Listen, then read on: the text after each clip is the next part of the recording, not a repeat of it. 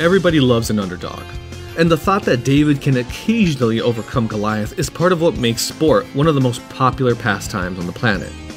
Nowhere is this more evident than in MMA, with 2021 playing host to some of the most shocking results in the sport's history. Today, we look at the fights that left fans wondering, what just happened? Welcome to the INC, and these are the 5 biggest MMA upsets of 2021. Number 5. Gerald Meerschaert vs. Mahmoud Muradov. Mahmoud Muradov was the latest in the production line of Eastern European prospects. Muradov made his name competing for the XFN promotion in the Czech Republic, winning the company's middleweight title before being signed to the UFC, where highlight reel knockouts of Trevor Smith and Andrew Sanchez brought his unbeaten streak to 14 fights.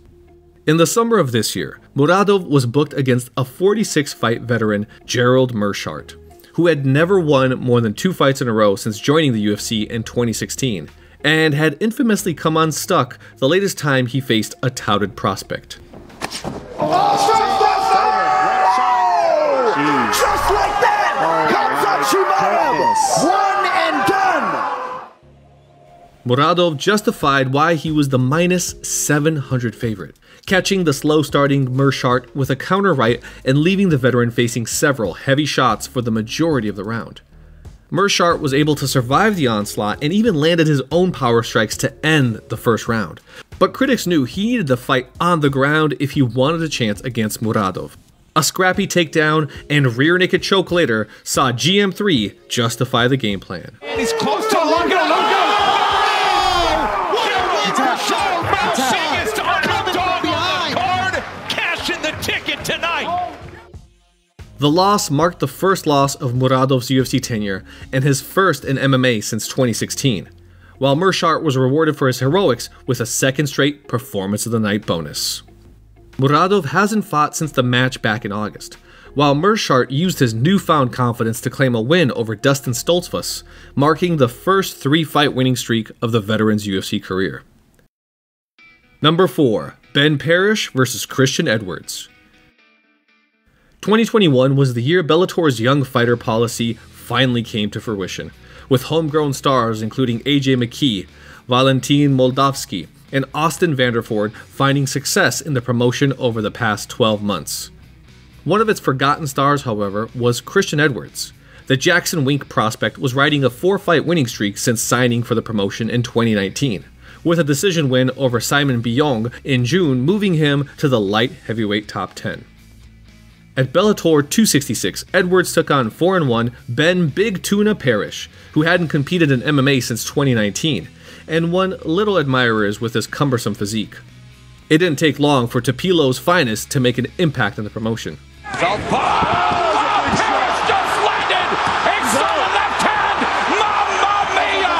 Ben Parrish has shocked the world! Parrish would finish Edwards just 37 seconds into the first round, marking the first knockout for the Mississippi fighter, going on to win Bellator's award for their biggest upset of 2021, with Big Tuna using his post-fight interview to answer those who'd criticized his appearance. I'm having to train 24/7 and then people make fun of me, try to discredit me. They're going to say I'm lucky all over the internet after this, but Las Vegas is loving me right now. Like I said, it ain't luck, it's preparation. If I couldn't beat this guy with this game plan for 6 months, who was going to do it? Both Parrish and Edwards haven't fought since the match, with Parrish turning his attention to his day job working for an industrial supply company. Hopefully not in Scranton. I ate a tuna sandwich on my first day, and he started calling me Big Tuna. I don't think any of them actually know my real name. Number 3. Clay Collard vs. Anthony Pettis. There was once a time that Anthony Showtime Pettis was considered the most exciting fighter in MMA. In the early 2010s, Pettis secured his place as must-see television, with his highlight reel knockouts seeing him claim the UFC lightweight title. And while his star had waned by the end of his tenure, wins over Donald Cerrone and Alex Morono showed he deserved his place at the sport's top level. In 2021, Pettis surprised many by foregoing a UFC deal to sign for the Professional Fight League, where the former champion began his season against 18-8 Clay Collard. Collard had put his MMA career on hold to pursue a career in boxing in 2020, and hadn't been competing in MMA on the big stage since a failed run with the UFC in 2015. Collard, however, was the aggressor throughout, moving forward with an assault of punches and kicks before nearly turning the MMA world on its head in the middle of the second round. Oh, nice left hand! That shot hard on! Collard puts Anthony Pettis down! Collard would drop Pettis a second time late in the round, but while the Rufus product was able to recover, all of the pieces were in place for a shocking result.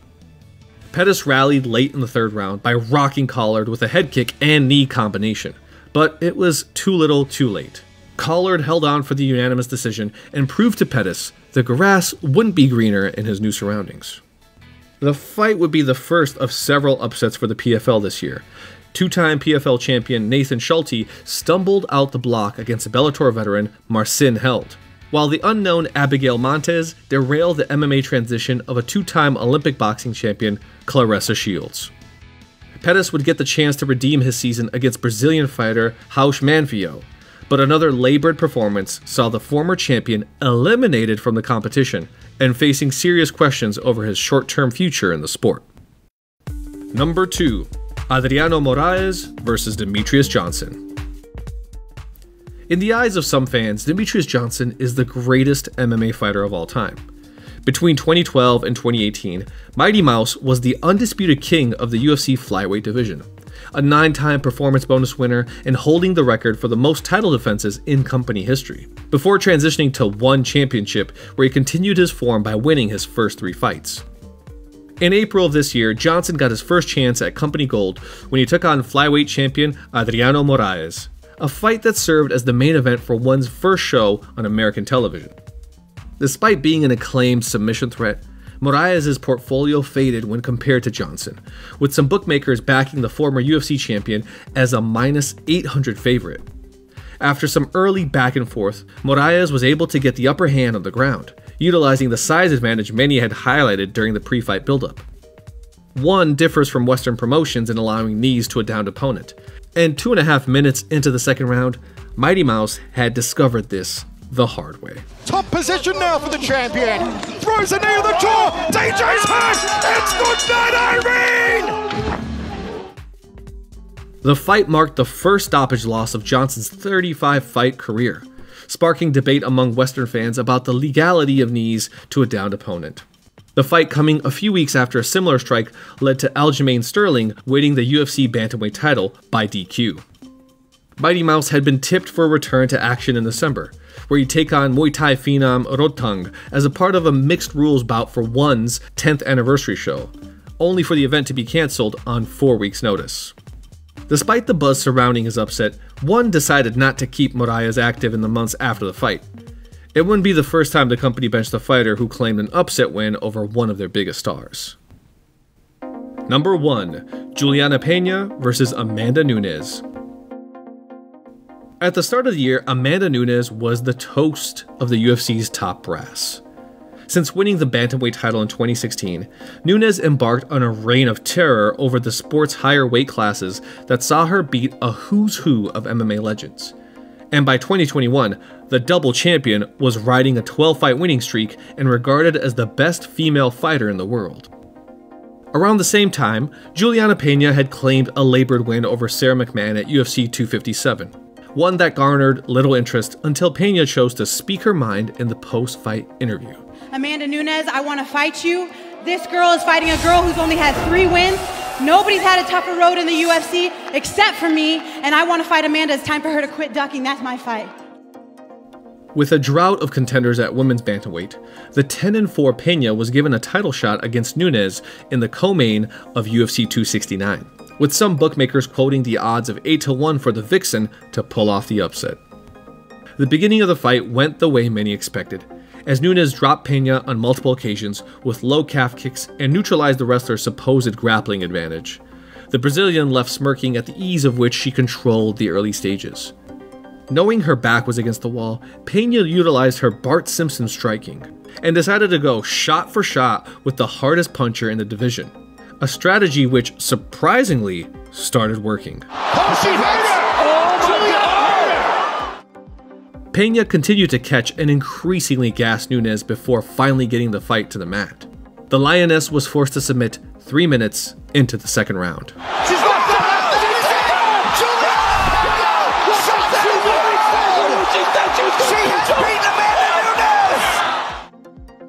Pena's win broke the record as the 4th largest bookmaker upset in UFC history, as well as making the Spokane native the first woman to give birth before becoming UFC champion. The fight sparked similarities to Amanda's early losses, as her tendency to gas after strong starts had seen her succumb to Alexa Davis and Kat Zingano. But that was far from the mind of fans and fighters who watched the fight at the T-Mobile Arena, a result so shocking it nearly led to Michael Chiesa getting arrested. When she won, he freaked out and tried to jump into the octagon and fell down on his face, cut his eye and busted his eye open, then was arguing with the police that he needed to get into the octagon and be with her because that's his teammate. They dragged him out, got him outside, and we calmed him down in the back, and we're all good. All roads point to a Pena vs. Nunes rematch in 2022, where the Vixen hopes to prove her upset win wasn't a one-off. And now, time for a few honorable mentions. While Anthony Pettis was the victim of an upset in 2021, his brother Sergio gave one of his own in Bellator.